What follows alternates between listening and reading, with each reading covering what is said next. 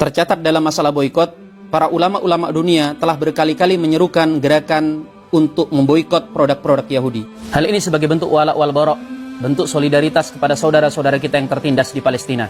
Dan boikot adalah hal yang paling mungkin untuk dilakukan oleh kaum muslimin dalam membantu saudaranya dan melawan musuh-musuhnya. Namun tetap saja ada sebagian pihak yang nyinyir, yang mengomentari dengan komentar-komentar yang ngawur, yang selayaknya tidak diucapkan dalam kondisi seperti ini. Misalnya mereka mengatakan, kenapa memboikot?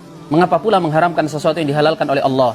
Atau mereka mengatakan itu tidak ada gunanya, itu tidak akan berpengaruh kepada perusahaan-perusahaan Zionis Israel dan para pendukungnya. Bagaimana menjawabnya? Pertama, kita perlu memahami yang namanya boikot itu bukan mengharamkan apa yang dihalalkan oleh Allah, bukan melarang apa yang boleh. Karena ulama di timur dan di barat dulu sampai hari ini sepakat bahwa bermuamalah, berjual beli dengan orang-orang kafir termasuk dengan orang-orang Yahudi itu hukumnya boleh, tidak diharamkan. Boikot itu bukan tidak menggunakan barang milik orang-orang kafir. Boikot itu tidak mengalirkan keuntungan kepada mereka. Boikot itu jangan sampai justru kita yang tertekan. Namanya pemboikot, dia harus ada di atas angin. Sedangkan pihak yang diboikot itu pihak yang ditekan. Cara memahami boikot itu adalah dalam peperangan itu sudah pasti ada pasukan logistik yang mereka mendukung persenjataan, perbekalan, peralatan dan lain sebagainya. Memboikot itu artinya kita memutus suplai bantuan persenjataan kepada mereka agar musuh yang diboikot itu melemah, akhirnya kemudian mereka bisa mundur dan kalah. Nah, kita perlu tahu bahwa kekuatan Zionis Israel itu bukan pada persenjataan mereka, tapi kekuatan utama mereka adalah di pendanaan.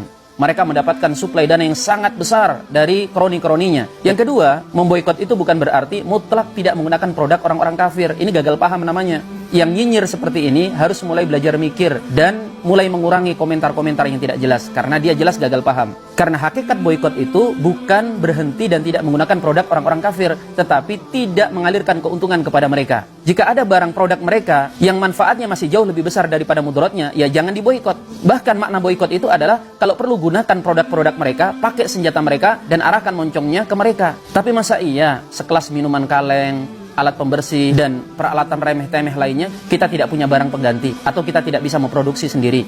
Yang ketiga, jika dikatakan bahwa boikot itu sama sekali tidak berimbas kepada mereka, ini tidak benar. Cobalah simak berita dengan baik. Kita akan saksikan begitu boikot dilakukan oleh kaum muslimin, itu Zionis teriak-teriak, meminta bantuan kepada sekutu-sekutunya agar mereka disuplai dana lebih besar lagi. Begitu juga perusahaan-perusahaan pendukung Zionis Israel. Mereka begitu takut dengan yang namanya boikot. Mereka melakukan berbagai macam siasat agar boikot itu tidak berlangsung lama. Oke, katakan saja bahwa boikot itu tidak banyak manfaatnya, karena kita mungkin hanya memboikot setahun 2 tahun, sedangkan mereka mampu bertahan ketika diboikot itu sampai belasan bahkan puluhan tahun.